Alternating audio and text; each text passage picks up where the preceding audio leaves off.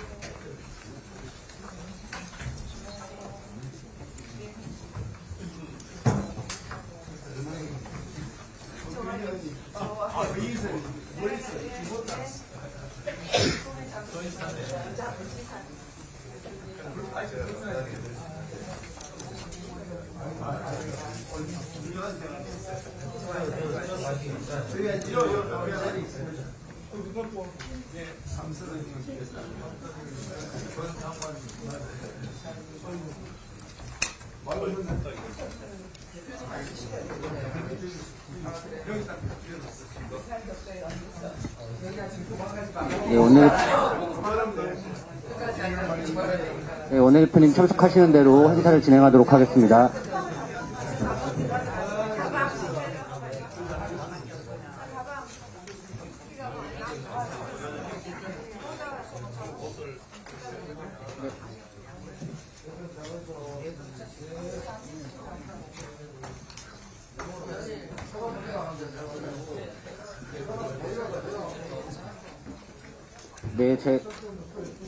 지금부터 세미나를 시작하도록 하겠습니다.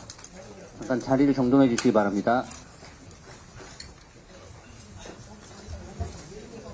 네, 바쁘신 와중에도 자리를 빛내기 위해 참석해주신 모든 분께 감사드립니다. 지금부터 먼저 세미나를 시작하도록 하겠습니다. 먼저 국민의례가 있겠습니다. 모두 자리에서 일어나 앞쪽에 있는 국기를 향해 주시기 바랍니다. 국기에 대하여 경례. 바로 이하 의식은 생략하도록 하겠습니다. 모두 자리에 앉아주시길 바랍니다.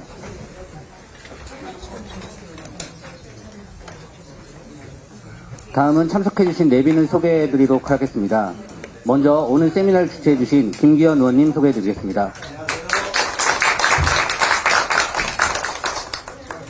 네, 권성동 원내대표님 참석해주셨습니다. 오늘 특강을 해주실 이호선 국민대 법과대학 학장님 참석하셨습니다.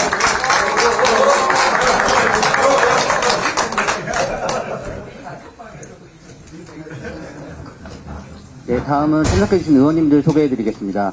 서울 강남병의 고동진 의원님 참석해주셨습니다. 충북 보은옥천 영동 괴산의 박덕흠 의원님 참석해주셨습니다. 경북 구미갑의 구자근 의원님 참석해주셨습니다. 서울 강남갑의 서명옥 의원님 참석해주셨습니다. 경남 창원 의창의 김종양 의원님 참석해주셨습니다. 울산 중구의 박성민 의원님 참석해주셨습니다. 경북 영주 영양공화의 임종덕 의원님 참석해주셨습니다. 비례대표이신 조배숙 의원님 참석해주셨습니다. 비례대표이신 김장겸 의원님 참석해주셨습니다. 비례대표이신 김건 의원님 참석해주셨습니다.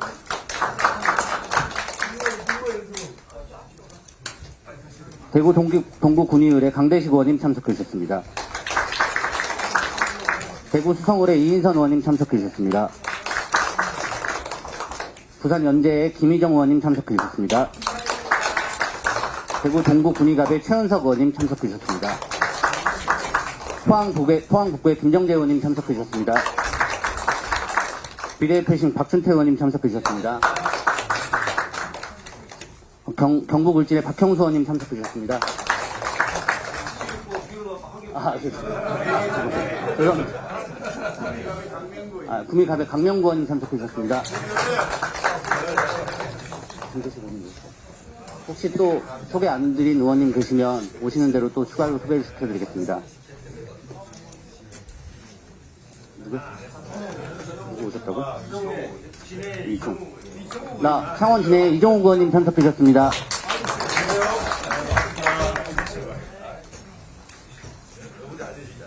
네, 그럼 다음은 오늘 세미나를 주최해주신 김기현 의원님의 인사 말씀을 듣는 시간을 갖도록 하겠습니다. 큰 박수 부탁드리겠습니다.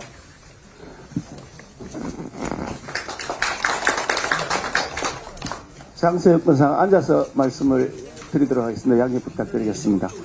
먼저 이제 아주 긴급한 시간을 두고서 이렇게 오늘 세미나 자리를 마련했는데 많은 의원들께서 참석해 주셔서 감사드리고 우리 권성동 원내대표를 비롯한 당 지도부에서도 관심 가지고 주셔서 감사드립니다. 오늘 우리 정책위 의장 맡아 계신 우리 성원석 의원님 오셨습니다. 박수 한번 주시죠. 김상훈 의원님. 우리 정책위 의장 맡아 계신 우리 김상훈 사선의원님 오셨고요. 기재위원장 맡아 계신 성원석 의원님, 삼선행님 오셨습니다. 그리고 정정식 의원님도 참석하셨습니다. 다들 상임위 일정 돌입하실 때인데 바쁘신 분들 먼저 있어 가셔도 괜찮을 것 같으니까 편의롭게 하시면 되겠습니다. 먼저 오늘 우리 국민의힘 의원들 사이에서 인기가 아주 좋으신 이호선 학장님께서 오늘 귀한 자리 급하게 이렇게 마련했는데 불구하고 참석하셔서 좋은 말씀 주셔서 감사드립니다. 오늘 원고를 여러분 보시면 아시겠지만 아주 일목요연하게 복잡하지 않으면서도 아주 간단하면서도 굉장히 설득력 있게 원고가 잘 정리되어 있어서 나중에 시험 치면 100점 받을 수 있도록 준비되어 있습니다. 한번 잘 읽어보셨으면 좋겠다는 말씀 드리고요. 요즘 이제 우리 입법하신 헌법 기초자들이 탄핵 제도를 이렇게 민주당처럼 무작정 맹목적으로 남용할 것이라는 생각을 미처 못한 것 같습니다. 그래서 헌법을 기초하신 분들의 그런 허술한 맹점들을 악용해서 민주당이 이렇게 폭거를 하고 있는 대한 대응이 헌법적 대응이 거의 할 수 없을 만큼 부실하게 되어 있다. 그것이 우리 국정을 엄청나게 국정에 엄청난 부담을 주고 있다는 것이 일반적인 우리 상식을 가진 모든 사람들의 생각이라고 생각합니다. 그런데 그에 대해서 민주당 혹은 민주당이 추천했거나 민주당 측 추천 인사에 의해 추천된 다수의 헌법재판관들도 그에 부화내동한다는 느낌을 지울 수가 없습니다. 특히 헌법재판소가 최근에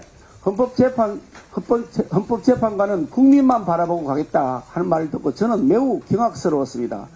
헌법재판관은 국민을 바라보는 것이 아니라 헌법을 바라보고 가야 되는 것입니다. 국민을 바라보겠다고 하는 것은 국민 여론 눈치 보겠다는 말과 대동소이한 것이다 하는 생각을 합니다.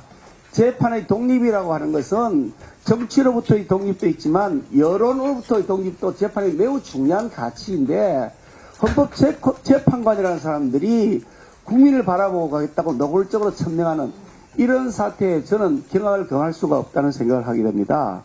거기에 대해서 국회의장은 그보다 한 수 더 뜨고 있습니다. 자기가 권한도 없는 국회의장이 마음대로 국회법을 유권해석하고 헌법을 유권해석하는 국회의장에게 누가 헌법과 국회법의 해석 권한을 주었습니까? 국회의장이 마음대로 헌법과 국회법을 무권 해석을 해대고 있습니다. 요즘 국회의장 하는 거 보면 민주당 대표보다 좀 더한 것 같다 그런 생각이 들 정도입니다. 제가 국회의장에게 우리 원내대표님을 모시고 가서 항의를 한 적이 있습니다. 최근에. 그랬더니 그게 뭐냐면 내란죄를 탄핵소추 사회에서 빼는 것이 국회의장이 마음대로 결정할 수 있는 건 아니다.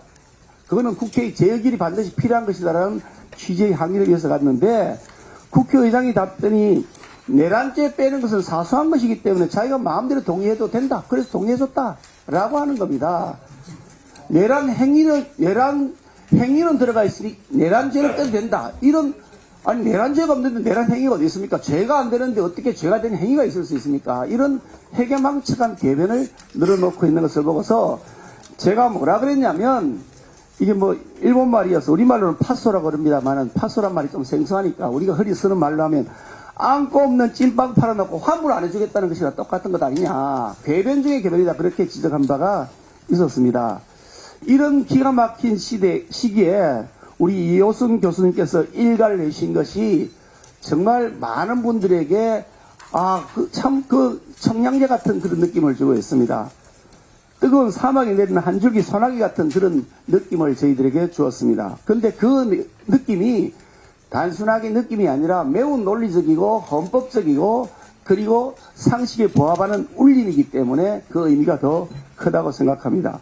공사로 친다 그러면 설계도 없이 날림 공사해야 되는 건축업자에게 기본 설계도를 제시하면서 이 설계도에 따라 시공을 해야 된다라고 가르치는 것과 다름없다. 저는 그런 느낌을 받았습니다. 사실 이 탄핵소추 사유서를 제가 다시 한번 읽어봤습니다만은 여기에 탄핵소추 사유에 뭐라고 되어 있냐면 내란죄를 범하였다. 내란죄에 해당된다는 것도 아니고 내란죄를 범하였다라고 되어 있고 심지어 내란죄 우두머리를 저질렀다. 우두머리에 해당되는 내란죄를 저질렀다. 내란죄 헌법 87조 헌법 조항까지 다 써놨습니다. 내란죄 헌법 87조에 해당 등 범죄 행위를 통해서 이런 짓을 했다. 그렇게까지 써놓고 있고 거기에 더해서 뒤에 이게 한두 번이 아니라 여러 군데 있습니다. 헌법의 내란죄 헌법 제87조 91조 직권남용 권리행사죄 헌법 123조 특수공무집행방해죄 헌법 144조 등 민주주의와 법치주의를 침해하는 중대한 범죄에 해당된다. 여기 탄핵사유서에 민주당이 써놓은 내용입니다. 이렇게 써놔놓고 그거 없는 거로 없애자. 그게 안고 없는 찐빵 팔아놓고 환불 안 해주겠다는 것 똑같은 것이죠. 이런 사태에 직면해서 어떻게 우리가 입을 닫고 있을 수 있겠냐 하는 생각을 하고 있는 차례에 오늘 우리 이호순 교수님의 말씀을 통해서 그 논리의 정연성과 구체성을 좀 우리가 숙지했으면 좋겠고 그래서 이것이 우리 대한민국의 헌법 질서를 새로 바로잡는 중요한 계기가 되는 전환점이 되기를 기대에 마지 않습니다. 함께해 주신 모든 분께 다시 한번 감사드립니다. 고맙습니다. 네, 감사합니다. 말씀하시는 중에 충북 제천단양의 엄태영 의원님 참석하셨습니다. 부산 남구의 박수영 의원님 참석해 주셨습니다. 경북 경산의 조지현 의원님 참석해 주셨습니다. 네, 다음은 야당의 폭주에 맞서 국민의힘을 진두지휘하고 계시는 권성동 원내대표님의 인사 말씀 듣겠습니다. 큰 박수로 맞으시기 바랍니다. 반갑습니다. 권성동 의원입니다. 요즘처럼 헌법재판 탄핵 심판이 국민의 관심사로 대두된 적이 없다고 생각을 합니다.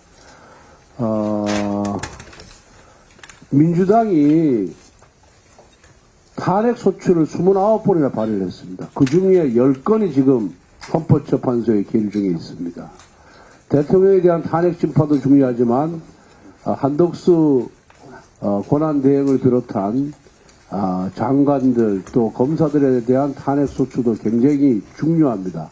그럼에도 불구하고 헌법재판소가 대통령에 대한 탄핵 심판에만 집중하고 있는 모습은 법 앞에 평등이라는 측면에 봤을 때 옳지 않다 이런 말씀을 드리고 이 부분에 대해서도 헌법재판소로 하여금 빨리 재판 일정을 공개를 하고 동시에 같이 진행을 하라라고 주문을 한 바가 있습니다. 그리고 결국은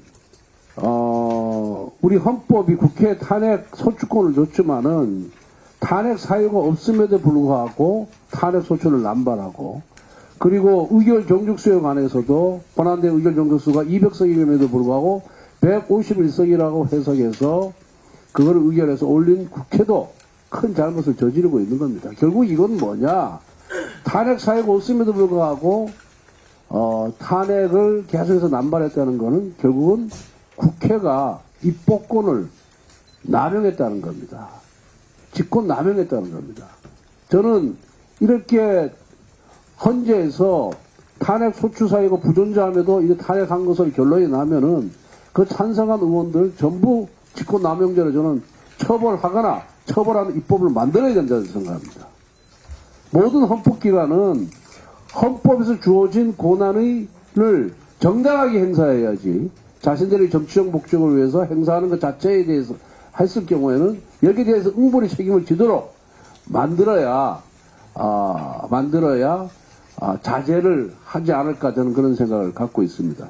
그다음 두 번째 내란죄를 제외한 부분에 대해서 제가 과거 박근혜 대통령 탄핵 소추위원일 때 와 비교해서 자꾸만 저를 공격을 하는데 그때는 소위 국정농단 행위에 대해서는 그대로 다 살려놨습니다. 그리고 그 뇌물수수죄만 제외를 시켰어요. 그러니까 기본적인 사실관계는 거의 한 80%가 동일했습니다. 지금은 이게 내란 목적의 비상계엄의 선포인지가 굉장히 중요한 이게 주제고 해서 과거에 그 당시에 활동했던 변호인이 분석한 바에 의하면은 이 내란죄가 제외될 경우에는 이 소추문의 80%가 제외된 거나 마찬가지다. 그러니까 기본적 사실관계에서 벗어난 것이다. 그래서 이건 각하를 해야 된다라고 저도 주장을 했지만은 그 변호인도 똑같이 그렇게 주장을 합니다. 그래서 우리가 기본적 사실관계가 동일한 범위 내에서의 그런 변경은 허용이 되지만은 기본적 사실관계가 완전히 달라지는 경우에는 이거는 동일성이 인정이 안 되기 때문에 이거는 각하되지 기각이 돼야 된다라는 것이 저도 그렇고 우리 그 당시 같이 활동했던 변호인들의 의견입니다. 그래서 이런 부분에 대해서 자꾸만 민주당이 호도를 하는데 달라진 것이 없다고 하는데 완전히 달라졌습니다. 뭐 제가 좀 더 깊숙하게 얘기해야 되지만 오늘 그런 시간이 아니니까 그 정도로 하고 우리 이호선 학장께서 이 헌법학자로서 이 탄핵 심판의 본질과 한계 이에 대해서 아주 그 전문성을 갖추고 있으니까 오늘 잘 들어보시면은 우리 의원님들께서도 좀 더 이해하기가 편하고 또 어디 가서 국민들을 상대로 말씀드리기도 편할 것이다 이렇게 생각합니다. 오늘 큰 기대를 걸겠습니다. 감사합니다. 네, 감사합니다. 말씀하신 중에 대구 북구갑의 우재준 의원님 참석해 주셨습니다.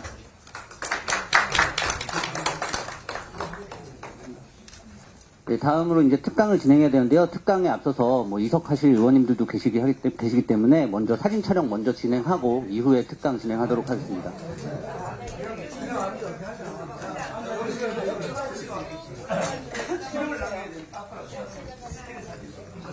그럼 앉은 자리에서 저쪽 그 카메라 있는 쪽 바라봐 주시겠습니다.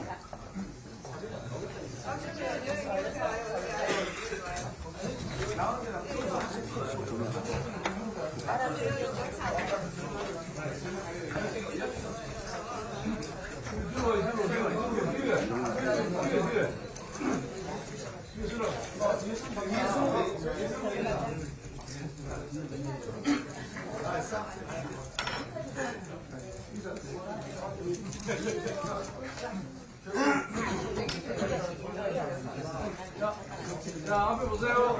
자, 하나, 둘, 셋.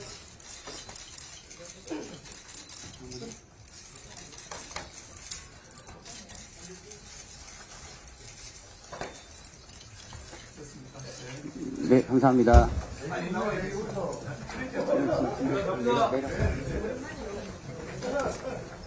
네, 이어서 특강을 정리되는 대로 특강을 진행하도록 하겠습니다. 오늘 특강해 주실 이호성 교수님은 국민대 법학학사 출신으로 헌법학회 부회장, 사회정의를 바라는 전국 교수모임 공동대표 등을 역임하셨습니다. 큰 박수로 맞이해 주시기 바랍니다.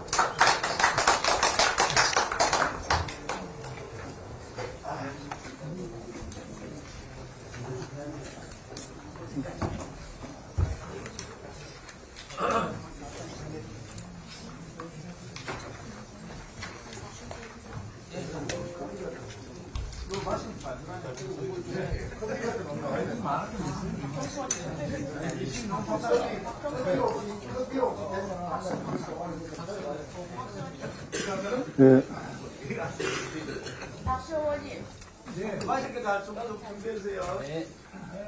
안녕하십니까. 국민대학교 법과대학장 이호선입니다.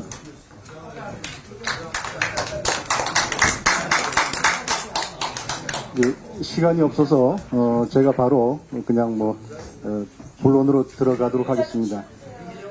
지금 탄핵 심판 국면에 있어서 가장 큰 우리나라 미래의 그 과제라고 하는 것은 어떻게 하면 질서 있게 지금 제도 하에서 탄핵 심판이 마무리 짓고 또 국민들이 거기에 승복하고 우리나라가 한 단계 업그레이드 될 수 있는가 아니면 퇴행하는가 이 갈림길에 섰다고 봅니다. 저는 개인적으로 우리나라가 시민혁명을 겪지 않고 자유민주체제로 왔기 때문에 어느 역사구간에 공짜는 없습니다. 한 번은 겪고 가야 할 산통이라고 보여지고 다행히도 이 산통이 굉장히 헌법재판소가 어떻게 하느냐에 따라서 질서 있게 마무리되고 또 우리 시민들의 입장에서 보면 제가 요즘 긍정적으로 생각하는 것 하나가 드디어 헌법에 대해서 관심을 갖게 됐습니다. 사실 헌법은 모두의 법입니다. 근데 알고 보니까 헌법이 쉽더라는 겁니다. 쉬운 그 헌법을 마치 전문가들의 영역인 것처럼만 남겨놨던 것, 이런 것들이 이제 깨어지기 시작하고 헌법의 기본적인 상식이 우리 국민들의 DNA가 되면서 이제 정말 우리가 자유민주체제를 제대로 할 만한 자격을 갖춘 국민, 그런 국가로 갈 수 있는 기회가 되겠다 이런 생각을 합니다. 그런 점에서 헌법재판소가 이번에 어떻게 하느냐가 굉장히 중요하다고 보여집니다. 그런데 굉장히 저 개인적으로는 우려스러운 바가 있어서 지난해 12월 31일 날 제가 헌법재판관 6명에게 내용 증명을 보냈습니다. 여러 당부의 말씀으로 이제 보냈는데 저는 이 헌법재판소가 정말 국민이 승복할 수 있는 결론을 가져오기 위해서는 몇 가지 조건을 갖춰야 된다고 봅니다. 그래서 우선 헌법재판소가 공정성을 보이고 있느냐라고 하는 척도를 볼 수 있는 몇 가지가 또 있다. 그리고 헌법재판소가 형식적으로 재판을 하지 않고 실질적으로 재판을 해야 된다. 그래서 앞으로 그러면 헌재가 어떻게 갈 것인가 이런 전망까지 좀 간단히 보도록 하겠습니다. 이건 제가 내용 증명 보낸 후에 발생한 일입니다. 그러면서 가장 중요한 지금 그 이슈가 되고 있고 논란의 중심에 서 있습니다. 헌재 재판의 공정성을 과연 기대할 수 있는가? 첫 번째 저는 소추 사기를 무시하고 본안 판단으로 가겠는가? 헌재가 저렇게 하는 것 자체가 저는 무리라고 봅니다. 우리 자꾸 자꾸 탄핵 사기라고 그러는데 우리 용어 정확하게 구분해야 됩니다. 탄핵 사기는 헌재가 결론을 냈을 때 탄핵 사기가 되는 것이고요. 소추 사기입니다. 왜냐하면 국회에서 탄핵 소추서가 만들어지기 전에 뭐가 있죠? 탄핵 소추안이 만들어집니다. 탄핵 소추안이 원안 가결됐다라고 하는 것은 탄핵 소추안에 있는 심판 대상을 의원들이 각각 정치적 판관으로서 1차 예비 판정을 한다라고 하는 것입니다. 그러면 우리 탄핵 소추의 구조는 뭐냐? 1차적으로는 국회에서 1심 판결과 같은 역할을 합니다. 물론 그 1심 판결이 정치적 판결이죠. 그러나 그 300명이 정치적 판결을 하고 그것이 소추서가 되어서 일종의 공소장처럼 되어서 헌법재판소로 가면 헌법재판소에서 그걸 가지고 판단을 합니다. 그런데 소추 안에 있는 내용과 소추서가 달라졌다라고 하는 것은 그것은 그 표결을 한 국회의원들이 기망당했다고 하는 것입니다. 그래서 그것이 근본적으로는 소추 사기고 그 소추 사기로 이루어진 탄핵 소추서는 유효하지가 않습니다. 그러면 헌재에서 할 수 있는 유일한 것은 뭐냐 하면 그거 각하하거나 심리 중단 종료 선언을 해야 됩니다. 지금 아까 우리 김기현 의원님께서 말씀하신 것처럼 저쪽에서 내란죄라고 하는 것은 빼고 내란 행위는 위헌적인 것에 포함시켜서 판단하겠다라고 그렇게 얘기를 하는데 그건 굉장한 저는 말장난입니다. 자, 특정한 상표, 예컨대, 에르메스라고, 어떤 시계 에르메스라고 하는 상표가 있을 때 그 시계와 그거 뗐을 때 시계가 똑같습니까? 아닙니다. 어떤 사실관계에 있어서 거기에 이름이 붙어 있는 것과 붙어 있지 않는 것, A라고 하는 이름이 붙어 있는 것과 B라고 하는 이름이 붙어 있는 게 전혀 다른 것입니다. 그리고 지금 이미 헌법재판관들 자신이 오염이 되어 있습니다. 어떻게 오염이 되어 있냐? 내란 행위라고 하는 아까 김기현 의원님께서 보여주신 것처럼 심지어는 내란 우두머리라고 적시된 관련 형법 조문까지 적시된 탄핵 소추서를 보고 있는 순간 이미 오염이 된 것입니다. 그게 무슨 얘기냐? 미성년자한테 포르노 보여주면서 포르노는 그렇게 19금 영화 보여주면서 야 이거 그 이상하게 야한 장면 나오면 네가 알아서 그 눈 감고 귀 막고 지나가면 또 보고 이렇게 해. 그럼 괜찮아라고 하는 것과 똑같은 겁니다. 지금 헌법재판관들 앞에 있는 탄핵 소추서에 내란죄를 전제로 한 그런 모든 것들이 들어있는데 그걸 보고 판단하라고 하는 것은 이미 봤죠. 본 순간 이 사람들은 다 오염이 된 겁니다. 내란죄라고 하는 그 죄명이 갖고 있는 엄청난 그 중압감, 심각함 이런 것들에 이미 그 프레임에 갇혀버린 겁니다. 만약에 일반 배심제에서 배심원들이 그런 오도된 것들은 봤다? 다음 재판에 배심원들 쓸 수 있나요? 없습니다. 전부 기피됩니다. 근데 그러면 우리 헌법재판관 바꿀 수가 없잖아요. 사실 바꿔야 되는데. 근데 바꿀 수 없다 그러면 최소한 그 헌법재판관들 앞에 올라가 있는 탄핵 소추서라도 내란에 관한 모든 것들이 다 빠진 오염되지 않은 탄핵 소추서가 올라가 있어야 되는 겁니다. 헌재가 이걸 요구해야 되는 겁니다. 헌재가 이걸 요구하지 않고 그대로 간다? 괜찮아. 우리는 그냥 이상한 장면 나오면 우리가 알아서 눈 감고 귀 막고 볼 테니까 지금 있는 거 무시. 그렇게 자기들을 믿어달라고 하는 것인데 그러면 사실은 이 처음부터 사실 이 헌법재판 탄핵 심판의 정당성이 사라져버린 것입니다.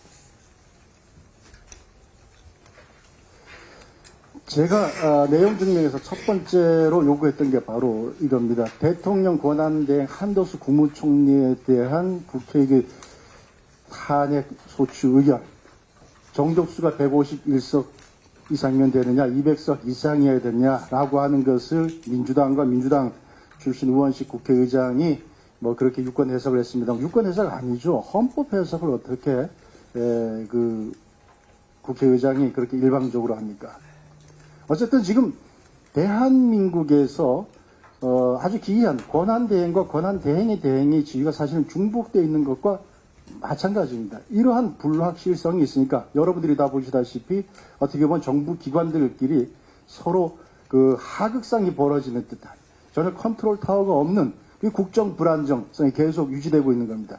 결국 헌재라고 하는 것이 뭐죠? 헌법재판소는 사실은 정치적 사건을 사법적으로 판단하는 기구입니다. 제가 대학원 1학년 때 87 헌법을 만들 때 마침 대학원 1학년 때 제가 모시던 교수님이 헌법 만드는 거기에 이제 계셔서 제가 좀 압니다.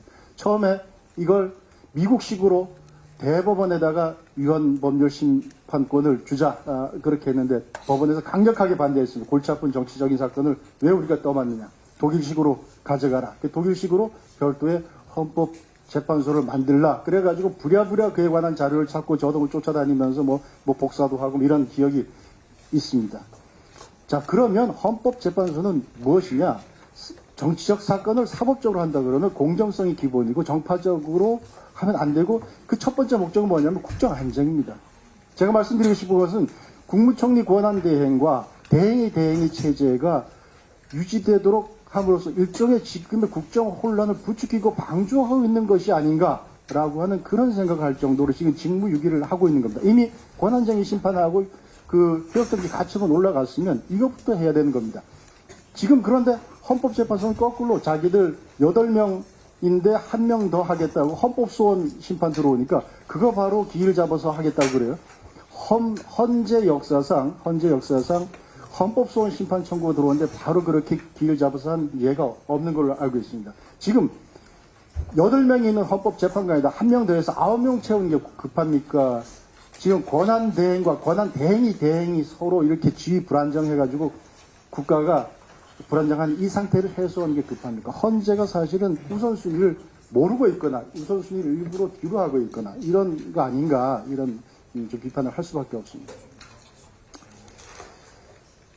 자, 그리고 저는 이제 제가 이 내용 증명을 보낼 때는 대통령에 대한 영장 발부 전이었습니다. 뭐 영장을 청구한다, 뭐 이런 얘기에 있어서 그때 또 만약에 영장을 청구한다, 저는 사실 발부되지 않을 거라고 봤습니다. 전형적으로 이것은 이미 탄핵 심판 절차에 계류되어 있기 때문에 그것은 내란죄에 있어서의 목적인 국헌문란의 목적이라고 하는 것은 헌법적 판단하고 뗄래야 뗄 수가 없는 것입니다. 그럼 헌재에서 판단하고 나서 그렇게 하는 것이고 대통령에 대해서 수사를 한다 그러면 우리가 무죄 추정의 원칙도 임의 수사 원칙에 따르면 적어도 뭐 서면으로라도 물어보면 되는 것이고 하는데 그래서 영장 발부는 하지 않을 것 같다. 그러나 혹시라도 영장이 발부되면 그렇게 제가 가정적으로 했습니다. 발부되면 권한쟁의 심판하고 영장 발부를 한 법원을 상대로 권한쟁의 심판하고 영장에 대해서 효력정지 가처분을 하지 않을까 변호인들이 제가 변호인이라면 그렇게 할 것 같습니다. 그렇게 만약 그런 것들이 올라가면 헌재에서 바로 그 결정을 해줘야 됩니다. 왜냐하면 첫 번째 탄핵 심판의 계류 중에 피청구인을 지금 감옥에 쉽게 말하면 감옥에 쳐넣고 방어권을 보장하지 않겠다? 이 헌법 재판이 그렇게 탄핵 재판이 그렇게 굴러가는데 그게 공정하다고 할 수 있겠습니까? 일단 탄핵 심판에서의 피청구인의 방어권은 개인의 방어권이 아닙니다. 적어도 우리가 동의하든 동의하지 않든 간에 비상계엄 선포의 사유로 여러 가지를 나열을 했지 않습니까? 그러면 충분히 그것을 국민들에게 설득을 하고 설명을 해야 되고 국민들은 그걸 들을 권리가 있습니다. 헌재가 대통령의 신병을 자유롭게 하지 못하도록 그걸 방치한다? 국민들의 들을 권리를 사실은 침해하는 것입니다. 그래서 이 피청구인 대통령의 방어권을 절차적으로 보장해주지 않으면 안 된다 그랬는데 아직까지 실제로 발부가 됐는데 어떻게 보면 이것도 방치하고 있습니다. 전 개인적으로 보면 이걸 즐기고 있지 않은가라고 하는 생각이 들 정도로 굉장히 지금 헌재의 지금 태도에 대해서 상당히 저는 좀 이해를 못하고 있습니다. 또 하나 발췌 심판의 움직임이 있는가, 발췌 심판. 사실 지금 많이 나오는 게 바로 그겁니다. 여러 가지 탄핵 소추 사유도 있고, 또 대통령이 비상계엄을 발동하면서 왜 발동했는지에 관해서 나름대로 그 원인을 설명한 게 있습니다. 그런데 가장 우려스러운 것은 헌재에서 헌법상에 있는 비상계엄 발동 요건, 그 다음에 계엄법에 있는 요건, 그것만 딱 떼어가지고 거기에 위반했으니까 이것만으로도 탄핵으로 충분하다. 나머지는 볼 필요가 없다라고 해서 속된 말로 사건을 그냥 떼려고 할 수도 있다. 반쪽짜리 판결을 내는 것이죠.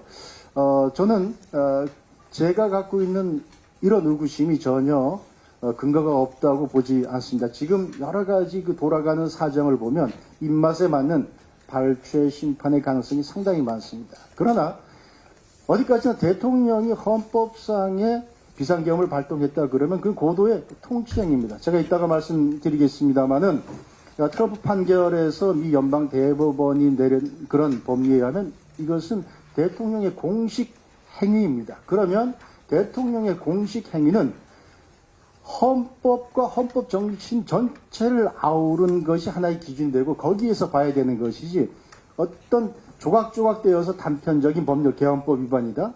또 헌법상에 있는 개헌법 발동 요건 절차적 규정 위반이다. 그것만 가지고 볼 수 없다라고 하는 것입니다. 그런데 지금 헌재가 하고 있는 것은 이러한 단편적인 것을 가지고 보고 나머지는 거의 판단하지 않고 넘어가려고 하지 않은가. 그래서 제가 발췌 심판이 되지 않기 위해서는 뭐가 필요하냐. 대통령이 비상계엄의 원인으로 이야기했던 소위 민주당, 뭐 국회가 아니죠. 소위 그 민주당의 그 입법권 남용, 일방적인 예상 삭감하고 또 탄핵을 통한 정부 수사검사나 이런 국무위원들의 그 정상적인 국가기관 그 운영의 그 맛 이런 걸 가져온 것. 자, 사람 받고 돈 먹으면 국가 안 움직이는 겁니다. 사람 받고 돈 먹으면. 그러면 법 하나 바꾸지 않고 사실은 과반의 의석을 갖고 있으면 모든 것을 지금 스톱시킬 수 있는 이게 바로 대한민국 사실 헌법은 원래 맹점이죠. 원래 사실은 그래서 사실 87 체제가 그 한계가 있다라고 하는 것입니다. 어쨌든 그걸 가장 그 남용해서 만들어 놓은 것인데 발췌 심판을 하는 순간 과거에 있었던 이 모든 것들이 정당화되는 것입니다. 그러니까 12월 3일을 기준으로 해서 12월 3일 이전에 있었던 모든 행위는 묻혀지고 그것이 정당화되는가? 그게 대한민국 미래를 위해서 맞는 것인가? 헌법재판소는 반드시 결론이 어떻게 되든 간에 그 12월 3일을 전후했던 것도 반드시 판단을 해야 되는 것입니다. 그래서 선입선출의 원칙에 따라서 그 전에 있었던 검사들에 대한 탄핵, 또 이미 민주당이 뭐 개헌 후에 했지만 감사원장과 중앙지검장에 대한 것은 이미 예고를 해놨었습니다. 그럼 거기에 대한 판단을 먼저 해야 되는 겁니다. 똑같은 겁니다. 그러면 입법권이 남용되는 것인가, 탄핵권이 남용되는 것인가, 라고 하는 것과 그 대통령의 비상대권, 개헌, 대통령의 헌법상의 권한이 남용된 것인가, 이거 양쪽을 비교, 교량해 봐야 되는 것이잖아요. 적어도 가장 기본적인 저울에 달 수 있는 자료 두 가지를 적어도 헌재는 사실을 조사하고 판단을 반드시 해야 된다라고 하는 것입니다. 이건 제가 참 기가 막히게도 비상계엄 직전에 제가 12월 2일부터 3일까지 전국의 법학 교수들 상대로 해서 온라인 설문조사를 했습니다. 저걸 오후 저녁에 하고 마감을 했는데 그날 저녁에 비상계엄. 근데 다행히 저게 또 공식적으로 기록이 남아서 저는 굉장히 중요한 역사적 기록이 된다고 봅니다. 그래서 제가 국민법문화의식연구소 이런 걸 하나 갖고 있는데 여기서 1200명을 상대로 해서 온라인 설문조사를 했습니다. 응답률은 많지는 않았지만 그러나 저기에 이제 온라인 설문조사니까 자유롭게 주관식으로 이제 설문을 하도록 되어 있기 때문에 저는 저기 올라온 답변을 굉장히 신뢰를 합니다. 감사원장 탄핵, 민주당이 이제 탄핵하겠다 그랬잖아요. 그래서 야당의 탄핵권 남용이다라고 한 답변이 법학자의 79, 80%가 그 남용이라고 봤습니다. 검사 탄핵, 이것도 역시 80%. 또 검찰 지휘라인, 그때 중앙지검이죠. 거기에 대해서 탄핵한 거, 이거 남용이 75%. 또 야당이 그때 방통위 위원장하고 부위원장 급여까지 깎았어요. 그거나 70%가 잘못된 것이다. 또 민주당 이재명 대표가 지역 화폐 해가지고 예산 증액하겠다. 그런데 이것이 정부의 예산권 편성 침해다. 국민의 세부담 증가시키다. 이게 75% 이렇게 됐습니다. 자, 이런 것들이 발췌 심판이 되는 순간 다 잊혀지게 되는 것입니다. 그리고 그렇게 해도 된다라고 하는 관행 하나를 대한민국에 남기는 것입니다. 어떤 게 대한민국 미래를 위해서 바람직한 겁니다. 그 다음에 대통령의 그 비상계엄 원인 중에 하나, 큰 두 가지가 하나가 그 선거 시스템에 관한 것입니다. 제가 알기로는 대통령이 부정선거라고 얘기한 적은 없는 걸로 알고 있습니다. 그 계엄에서. 선거 시스템이라고 얘기했습니다. 자, 근데 이것도 자꾸 일부 언론에서는 부정선거다. 부정선거 증거 없으니까 넘어간다. 이거 판단한다. 그렇게 하는데 사실은 본질을 호도하는 것이죠. 지금 여기서 얘기하는 것은 선거 시스템과 관련해서 부정의 개입 가능성이 있냐 없냐 이거를 봐야 되겠다. 근데 이 가능성에 대해서 그동안의 중앙선관위가 자체적인 시정을 했느냐, 그리고 앞으로도 시정을 할 가능성이 있느냐 라고 하는 것이 사실은 쟁점인 것이죠. 우리가 자동차 보험 왜 듭니까? 교통사 여태까지 살면서 한 번도 안 냈지만, 그러나 그럼에도 불구하고 1년마다 한 번씩 그저 자동차 보험 듭니다. 그건 만에 하나 있을 줄 몰라. 자, 대한민국 선거 시스템에 만약에 만에 하나 부정이 있을 수가 있다. 그거 안 짚고 넘어가는 게 이상하지 않습니까? 더구나 이게 중앙선관위가 굉장히 보면 그러한 의혹을 자초한 면이 있습니다. 지금 부정선거 시스템 중에 핵심이 뭐냐면 관외 사전투표입니다. 관외 사전투표. 그러니까 우편을 통해서 가는 이런 시스템이 있는데, 그 과정 중에 그러면 뭐가 하나 들어가는 것을 기본적으로 방지하는 것은 사전투표관리관이 자기 개인 도장 찍고 이렇게 하면 되는 겁니다. 그 나중에 다 검증되니까. 근데 중앙선거관리위원회에서 한사코 지금 개인 도장 안 찍고 그냥 이미지 출력하도록 되어 있습니다. 이미지 출력되어 있는 것은 서울에 있는 사람이 내가 서울에 있는데 저기 있죠, 제주도에서 그냥 노트북으로 출력해도 된다는, 아무나 출력해도 된다는 겁니다. 자, 이런 것을 왜 중앙선관위가 한사코 막고 있느냐라고 하는가. 그러면 중앙선관위가 독립기관을 내세워가지고 지금 하고 있는 모든 행태들이 과연 민주주의의 근간이라고 할 수 있는 선거 시스템에 대한 국민의 공정성, 신뢰를 담보할 수 있는 것이라고 볼 수 있느냐. 만약에 헌법 수호의 책임이 대통령이겠죠. 만약에 그게 근본적인 문제가 있다라고 판단했다라고 하면 이것도 당연히 헌법재판소에서는 이걸 판단을 해줘야 됩니다. 저는 이걸 이렇게 비유를 하는데요. 어느 그 식당에 갔는데 주방장이 코를 훌쩍거리면서 계속 요리를 하고 있는 거예요. 그 음식을 내왔어. 어느 손님은 야, 저 콧물 떨어지는 거 봤더니 못 먹겠다. 콧물 떨어지는 거 봤다라는 사람은 뭐 부정선거 있다라고 하는 사람인데, 근데 코를 훌쩍거리는 것까지 내라. 그러니까 난 기분 나빠서 못 먹겠다. 이런 사람도 있잖아요. 자, 그러면 적어도 뭐 주인 입장에서 보면 마스크를 쓰게 하든지 뭐 괜찮다든지 뭐 이렇게 아무 그게 없잖아요. 그냥 먹어라 이렇게 하는 게 않습니까? 근데 헌재가 사실은 저는 이 문제에 대해서 상당히 뭐 지금 특정한 사안에 대해서는 굉장히 뭐 헌법을 수호할 것처럼 이렇게 하지만은 굉장히 전 개인적으로 과연 헌재가 존립 가치가 있는가라고 하는 심각한 의문이 하나 든 게 뭐냐면, 제가 개인적으로 2023년 12월에 사전투표에 관련해서 헌법소원심판 청구했습니다. 저 헌법소원심판 청구에 부정선거에 관한 얘기 한마디도 안 들어있습니다. 무슨 얘기냐? 지금 현재처럼 4일간의 간격을 두고 있는 사전투표는 그 투표를 하는 유권자들이 받아들이는 정보의 양이 다르기 때문에 투표의 실질적 등가성을 침해한다는 겁니다. 이건 부정선거 얘기 전혀 관계없는 겁니다. 그리고 이건 어디서 할 거 같냐? 2022년 독일 베를린주에서 어떤 사건이 있었냐? 베를린주에서 연방 하원의원 선거와 지방의회 선거가 있었어요. 몇몇 투표소에서 투표지가 모자랐어요. 6시대 마감됐는데 바깥에 사람들이 있었어요. 그러니까 잠깐만 기다리라고 문 닫고 내리고 저 선거구 가가지고 남은 투표지 갖고 와서 할 때까지 좀 기다리라. 그리고 그걸 갖고 와서 했어요.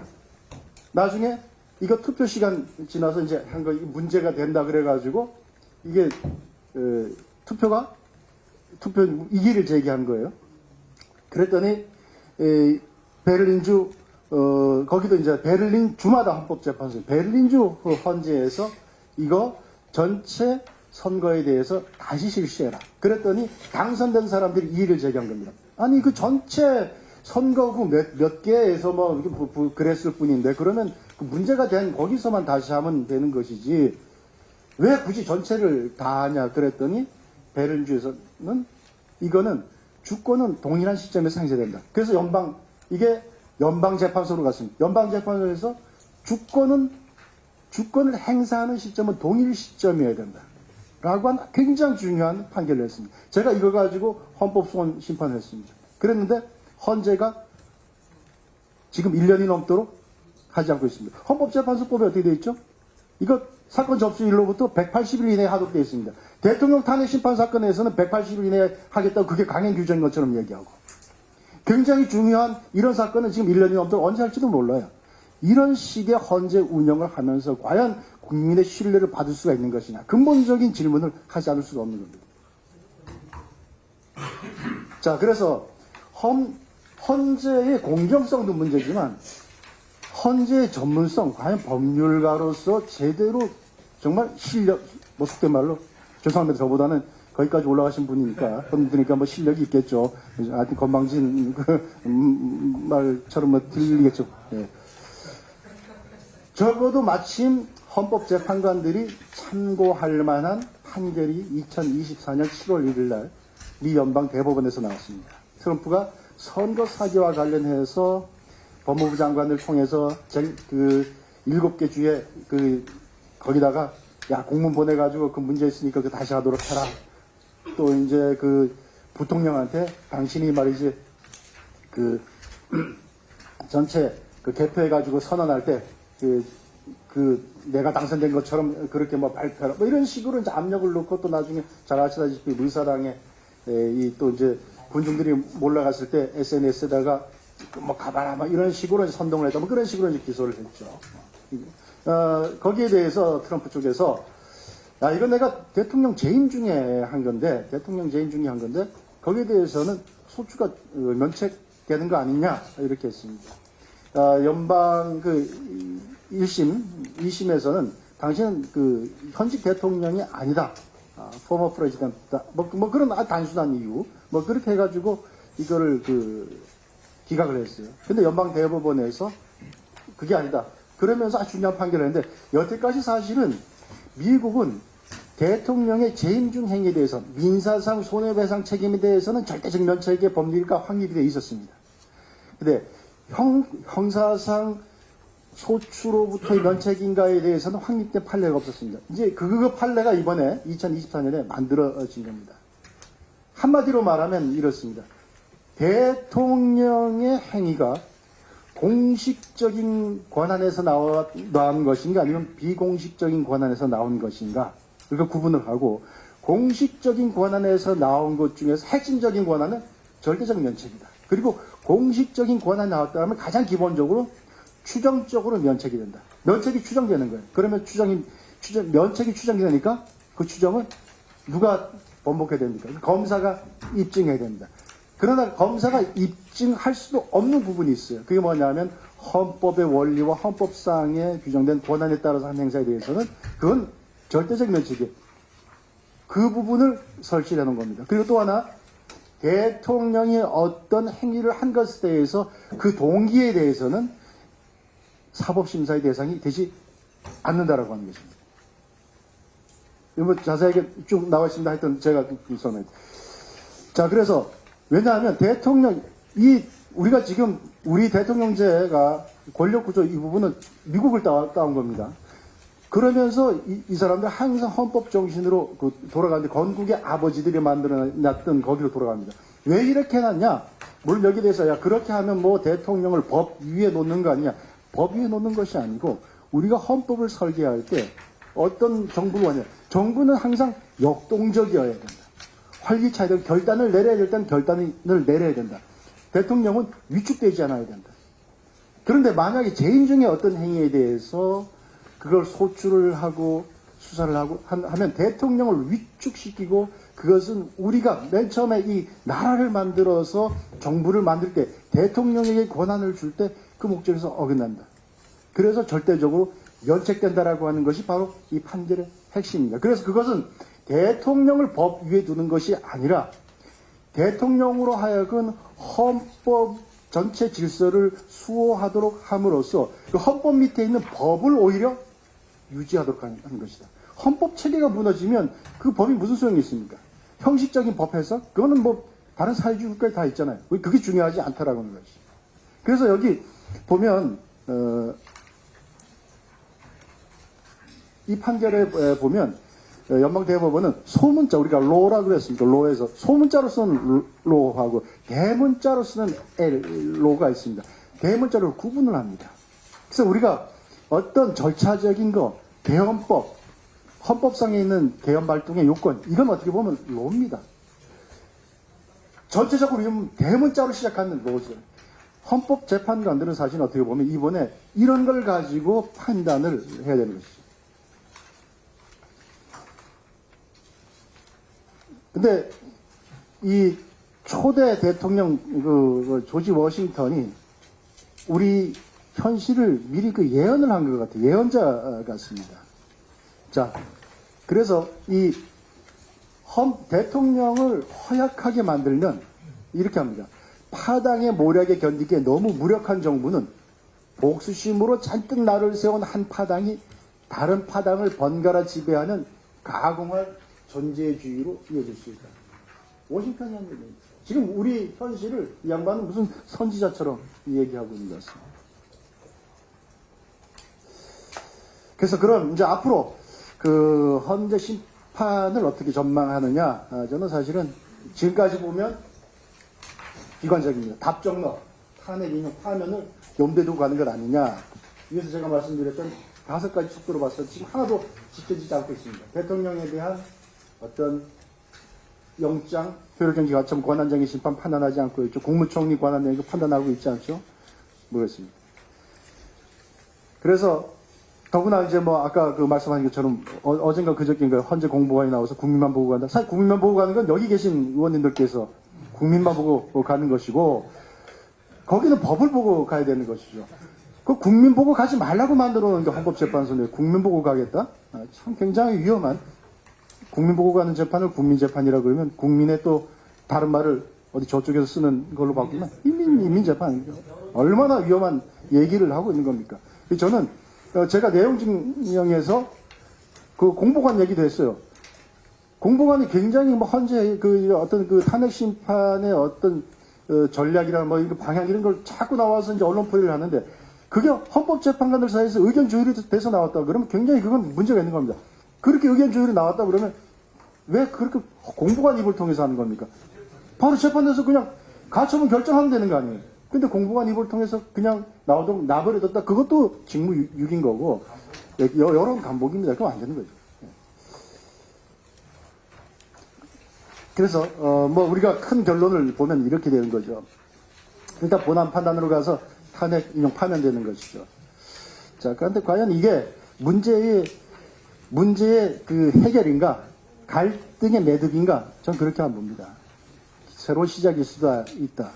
그게 더구나 아까 제가 말씀드린 것처럼 이것이 갖고 있는 교훈, 12월 3일 이전의 야당 행태에 대해서 전면적으로 면죄부를 주는 그런 결과, 과연 바람직한 것인가?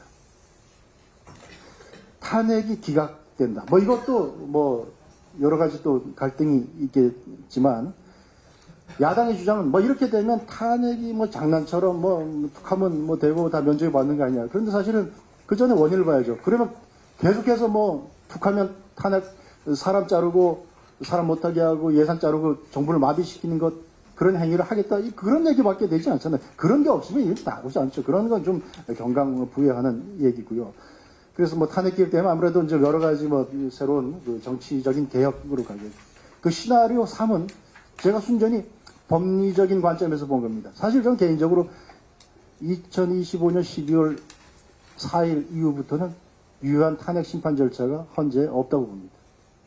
지금은 뭐 조심스러운 말씀입니다만 제가 법리적으로 보면 대통령 직무 배제할 수 있는 모든 근거가 다 없어진 겁니다. 자, 그러면 이제는 이걸 가지고 어떻게 할 것인가 라고 하는 것은 뭐 제 영역을 떠났습니다만, 그러나 적어도 국회에서 아까 제가 소추 사기로 말씀드렸는데 사기당한 의원들께서 이 문제를 제기해 줘야 됩니다. 적어도 오염되지 않은 탄핵 소추서 다시 만들어가고 헌법재판관들 앞에 올리자, 이 얘기를 좀 해줘야 되지 않겠는가. 그래서 헌재가 반드시 상수해야 되는가, 좀 믿지 못할 뿐 아니라 그 다음에 과연 제대로 할 수 있는 것인가, 헌재가 굉장히 중요한 화두를 던져줬습니다. 그 내란죄를 뺀 것과 관련해서 헌법상에 뭐 이거 근거 규정이 없으니까 그건 헌재가 판단해도 된다라고 했는데 저는 굉장히 큰 의미를 갖고 있다고 봅니다. 그러면 결국은 저 말은 무슨 얘기냐면 헌법 해석 권한이 누구한테 있느냐라고 하는 이제 그런 논쟁으로 가는 겁니다. 헌법재판소 물론 헌법 문제에 대해서 해석할 권한이 있습니다. 그런데 그 권한은 배타적이 아닙니다. 제가 아까 말씀드렸던 미국의 건국의 아버지들 당연히 입법 대통령에게도 헌법 해석 권한이 있다고 보고 우리 헌법에도 그게 있습니다. 대통령의 헌법 수호청구 규정이 있지 않습니까? 대통령이 헌법 해석하지 않고 무슨 헌법을 수호합니까? 헌법 해석권이 당연히 있는 거죠. 대통령의 법률안 제의권 뭐 때문에 제의 요구합니까? 헌법이 위반됐다라고 하면 당연히 헌법 해석권에 있는 겁니다. 자, 그러면 헌법의 명문, 헌재의 논리대로 하면 명문의 규정이 없다. 헌법재판소가 판단할 수 있다. 대통령도 당연히 판단할 수 있는 것이고 더구나 지금 이번에 비상계엄 사유로 내놓은 것은 헌정 질서 전반에 대한 위기, 나아가서 헌정 질서를 아주 근본적으로 가능하게 하는 선거 시스템의 어떤 문제점까지 들고 나온 것이기 때문에 그 상해, 제가 말씀드렸던 대문자 L로 시작하는 그 로즈, 거기에 기하면 당연히 대통령도 이 모든 것에 대한, 심지어는 이 내란죄가 빠진 탄핵소추서가 유효인가 무효인가에 대한 판단 역시 해석 권한도 대통령에게 전 있다고 봅니다.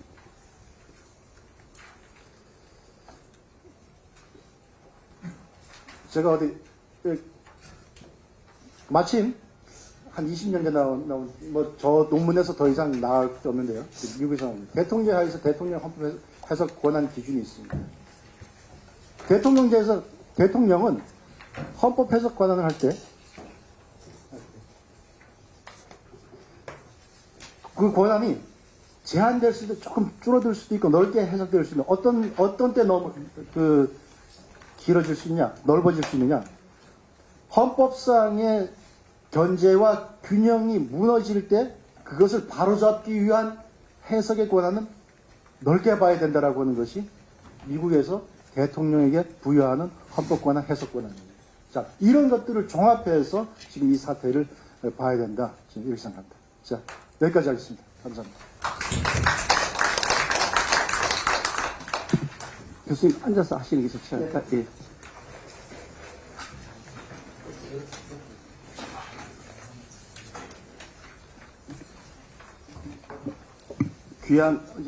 아주 귀한 시간, 아주 굉장히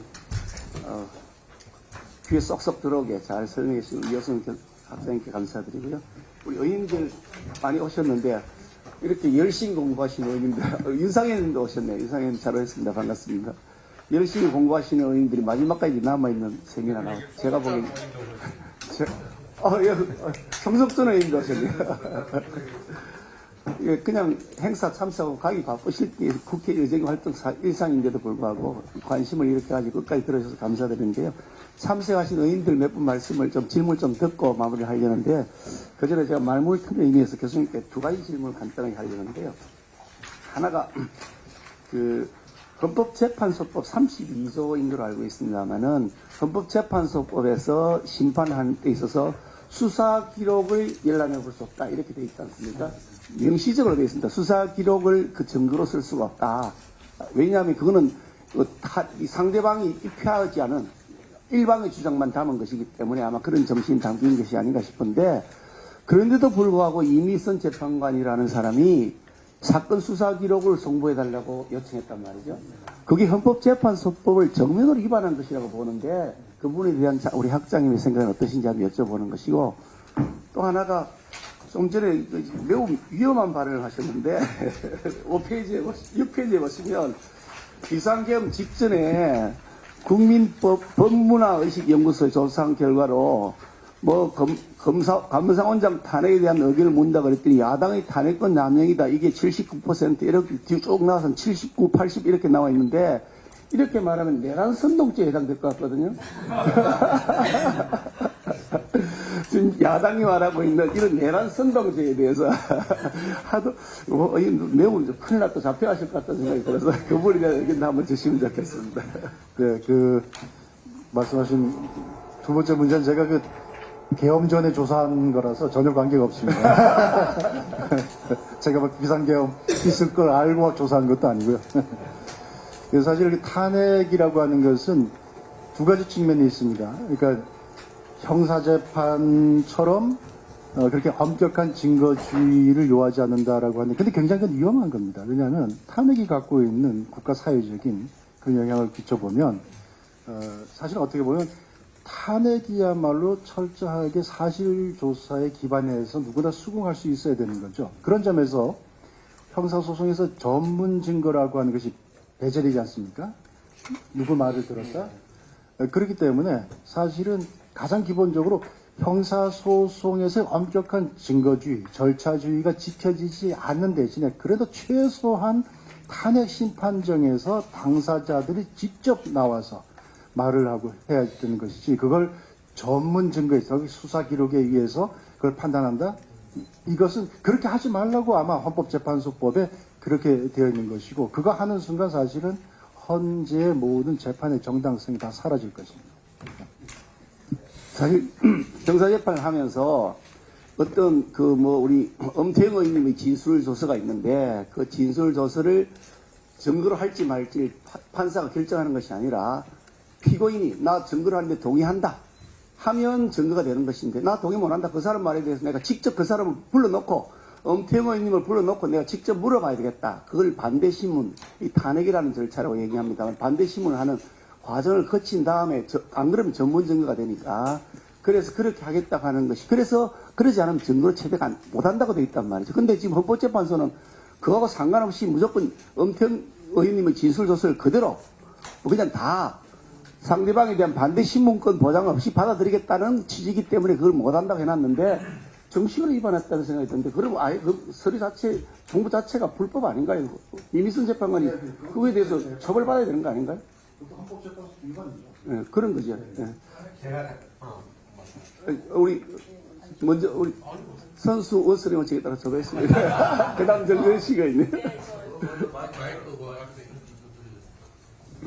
네, 저 조배수건입니다. 저는 이제 법사위에 속해 있고요. 여기 법사위에 계신 분이 우리 송석준 의원님, 그리고 또 박준표 의원님, 이렇게 세 분 계시는 것 같은데, 지난번 1월 7일 날 저희 법사위 현안 질의에서 준비를 했는데, 이호선 교수님의 지난번에 헌법재판관들한테 공개 질의한 거, 그 다음에 또 어디 유튜브에서 이렇게 이 부분, 내란죄 처리한 부분에 대해서 좀 설명하신 게 있더라고요. 그래서 굉장히 저희들이 그 질의하는데 참고가 됐고, 제가 상당 부분을 이제 참고를 해서 질의를 했습니다. 그래서 너무 감사하고요. 근데 지금 보니까 이제 헌재는 국민만을 바라본다고 그러더라고요. 예, 그래서 제가 오늘 어디 여론조사 떤 거 보니까 내란죄 처리한 것이 맞느냐, 안 맞느냐, 이거 국민들한테 여론조사를 했어요.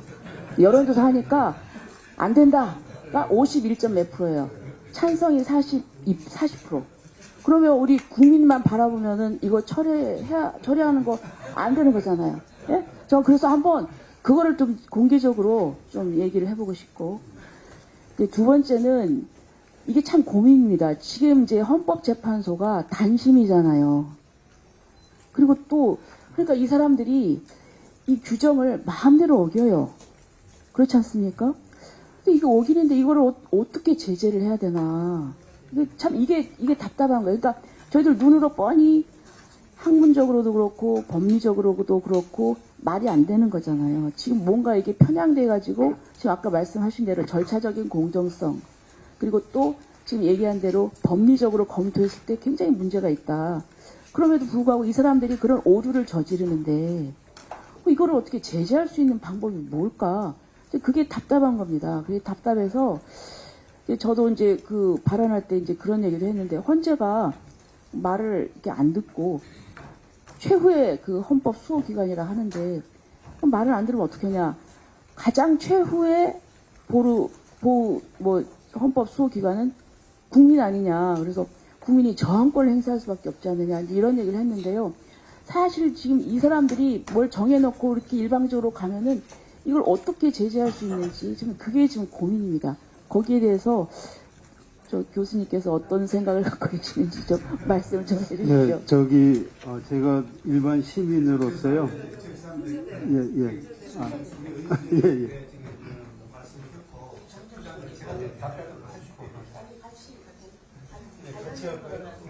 예. 뭐 관련된 건 아니고 이제 지금 조금 전에 그 교수님과 대표님께서 이제 32조 헌법재판소법 32조 이제 단서 조항 사건의 기록을 에 대해서는 송부를 요구할 수 없다는 이 부분에 대해서 이제 헌재가 꼼수를 쓰고 있는 게 이 기록, 여기서 말하는 기록이라는 것은 원본을 이야기하는 거다. 우리가 송부를 요구하는 것은 법원의 인정 등본이다라고 주장을 합니다. 이제 사실은 수사재판 중인 사건의 기록에 관해서는 증거조사가 끝나지 않았음을 전제로 합니다. 그래서 이전에 제가 수행했던 통합진보당 해산 사건의 경우에도 그 이석기 사건의 1심 변론 종결 이후에 법원이 기록을 보내줬습니다. 당연히 그때도 법원은 앞으로 1심, 3심이 남았기 때문에 기록 원본 자체를 보내줄 수는 없는 거죠. 여기서 말하는 그 기록도 역시 인정 등본입니다.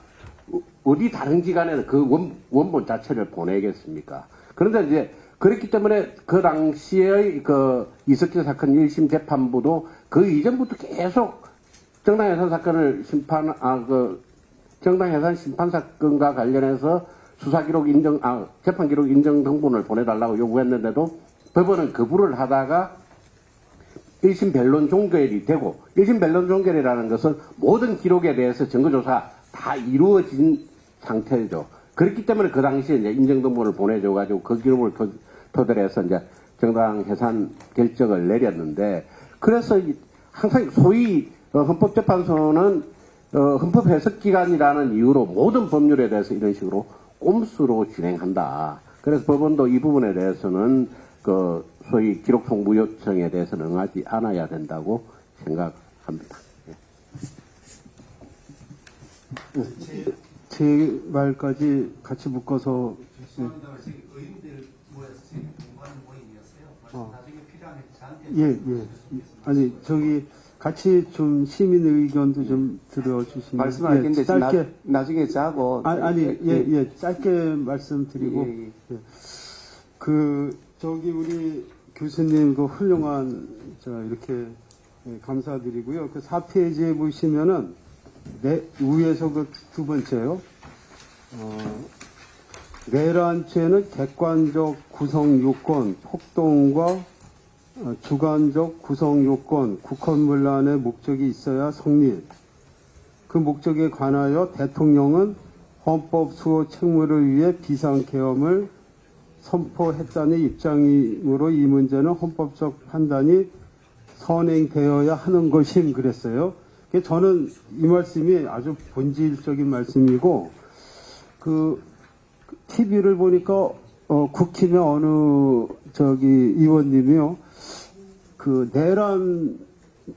내란 그 세력은 민주당이고 그 수계는 이재명이다 그랬는데 저는 그때 그 말이 옳다는 느낌을 가졌는데 여기서 그 민주당은 국회를 아지트로 해갖고 폭동을 했고 그 다음에 이제 그 이재명은 그 사적 정치적인 목적을 위해서 이렇게 접목이 된 거죠. 그러니까는 국헌 문란이 나타나니까는 그 결과로 우리 대통령이 계엄을 한 거가 본질이기 때문에요. 그래서 이제 그 나이 드신 분들이 계엄 잘했다고 그러고 홍보나 좀 준비가 부족했지만요. 그게 본질이기 때문에 제가 이제 말 마치겠습니다. 그래서 우리 국힘에서는 그 내란의 그 원인에 대해서 내란의 그 정말 주동 세력이 누군가를 이렇게 좀 강력하게 홍보를 하셔야 된다고 봅니다. 세게 말씀하겠고요. 저희들이 오늘 의원들 중심으로 해서 저희들이 이 사안에 대해서 우리가 공부하는 자리여서 그 점을 조금 이해해 주시면 좋겠고 제가 이 세미나의 주최자이기 때문에 모든 발언과 내용에 대해서 제가 책임을 지게 되는 상황입니다. 그러니까 말씀의 뜻은 충분히 이해를 합니다만은 오늘 주제에 맞춰서 의원들 중심으로 해서 질의할 수 없게 말씀을 잠시 곁들여서 의견을 할 수 있으면 하셨으면 생각했습니다. 조배석 의원님 그 말씀은 그 누구도 해답을 내놓을 수 없는 그 사실 헌재가 저렇게 나가면 국민 저항권 사실은 그 어떻게 보면 굉장히 조심스러운 얘기인데 저는 개인적으로 그래서 제가 안 될 걸 알면서도 그 행정법원에다가 그 심리 중단 그 헌재에서 일괄적으로 변론 기일 지정한 거 무효 확인 집행정지 신청을 했습니다. 그거는 사실 어떻게 보면 저항권의 마지막 발동 요건은 뭐냐면 제도상으로 허용되는 모든 불법 수단을 다 밟고 없을 경우에 가능한 겁니다. 제가 어떻게 보면 저항권을 위한 머리에 숯불을 펴놓은 장작을 지금 쌓아놓고 좀 개인적으로 그렇게 하고 있습니다. 네. 우리 다른 의원님들 한 두 번 말씀 듣고 마무리하도록 하겠습니다. 우리 종현 우리 교수님 많이 신문지사를 통해서 보고 있는데 저는요 그 헌법 77조 아시지 않습니까? 전시 사변 이에 준하는 국가 비상 사태 때 어떤 그 대통령 비상계엄 선포할 수 있지 않습니까? 그래서 전시냐 사변이냐 이에 준하는 국가 비상 사태 우리 국회의원이나 일반 국민들 그 해석에는 이게 아니다. 그 요건에 안 맞는다라고 해석을 하죠. 그래서 그냥 위법한 행위를 했다라고 아예 단정을 합니다. 그래서 불법 계엄이다. 뭐 이런 식으로 하는데 그래서 민주당의 어떤 그 일단 이 프레임에 우리 국민님도 넘어가 있거든요. 심지어 우리 지도부에서도 위법성을 인정한다 이런 발언이 나옵니다. 저는 이 헌법 77조에 대한 해석을 할 수 있는 게 누구냐. 이것은 대통령의 비상대권이고 대통령의 전속 권한이 있기 때문에 이거에 대한 해석은 대통령만이 할 수 있는 거냐. 아니면은 우리 같은 국회의원이나 일반 필부 필려가 느낄 수 야 이거는 발동 요건이 아니야. 그러니까 이것은 말이 안 돼. 이런 식으로 해야 되는지 이거에 대한 해석 권한 비상대권의 해석 권한은 누구한테 있는 건지 대통령 입장에서는 대통령께서 정말로 입법사법 행정이 체계가 무너지는 그런 상황 속에서 너무도 이걸 국가위기 상황이고 이거에 대해서 주권자인 국민에게 알려야 되겠다라는 심정에서 하셨다는 거 아닙니까? 그래서 이거에 대해서 우리가 1997년 4월 판례고 2010년 12월 판례를 보면은 비상계엄은 예를 들어서 97년 4월에 5.17 계엄에 대해서 국헌을 문란하게 하고 헌법과 법률을 위반한 이런 경우에 해당하기 때문에 5.17은 통치행위가 아니다라고 했지만은 이 두 가지 적용에 예외 있는 일반 거는 비상계엄이라도 통치행위로 인정할 수 있고 통치행위로 있으면은 예를 들어서 위헌성 여부에 대해서 사법 자제를 해야 된다 이런 판례도 있지 않습니까? 이거에 대해서 미국은 훨씬 더 지난 4년 전에 1.6 사태 때 이 어떤 트럼프 대통령의 어떤 권한에 대해서 대단히 확대하게 이렇게 해석해 주지 않습니까? 그래서 이거에 대한 해석 권한을 가지고 헌재에서 다툴 것 같습니다. 제가 보기에는. 그래, 이 헌법 이 70조 발동 요건을 대통령만이 고유의 권한으로서 통치행위가 아니라 갈수록 통치행위를 인정하지 않는 법적 기조가 있다고 하더라도 기류가 그래도 미국식의 사법 자제를 해야 된다라는 설을 보고 우리도 어느 정도까지 해석을 해야 되는지 이것을 꼭 묻고 싶습니다. 네, 아주 중요한 그 말씀을 해주셨는데요. 사실 그 형식적인 문헌으로만 보면 전시 사변 이에 준하는 사태가 아닌 건 분명하죠. 그런데 우리가 피난 수도에서도 정부 기능이 정상적으로 돌아갔습니까? 돌아가지 않았습니까? 피난 수도에서 적치하가 아닌 곳에서는 정부 기능이 정상적으로 돌아갔습니다. 전시 사변 이에 준한 사태가 아닌 상태에서 정부 기능이 지금 대통령이 봤을 때는 제대로 안 돌아갔다라고 판단한 겁니다. 그럼 이건 뭐냐? 헌법에서는 비상계엄 발동 요건을 상태만 본 것이지 연상 상태에서의 정부 마비가 있었던 것은 예상하지 못했다는 겁니다. 그러면 이런 것들을 누가 판단하냐? 결국은 저는 대통령이 판단할 수 있다고 보는 것이고요. 말씀하신 것처럼 미국식으로 보면 그것은 면책사유다. 그 과정에서 예컨대 국회의원을 끌어내라 그랬다든지 그런 것들은 그건 직권남용의 문제가 있을 수가 있겠죠. 그러나 기본적으로 내란도 아니고 어떻게 보면 아주 근본적으로 보면 국가마비라고 하는 것은 대통령이 판단할 수 있는 것이고 사법심사의 대상이 되지 않는 것이 맞지 않는가 저는 그렇게 생각합니다.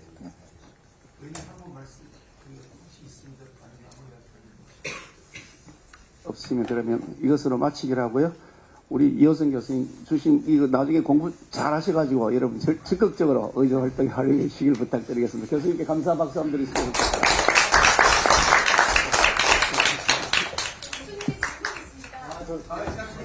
오늘 행사는 이것으로 마치도록 하겠습니다.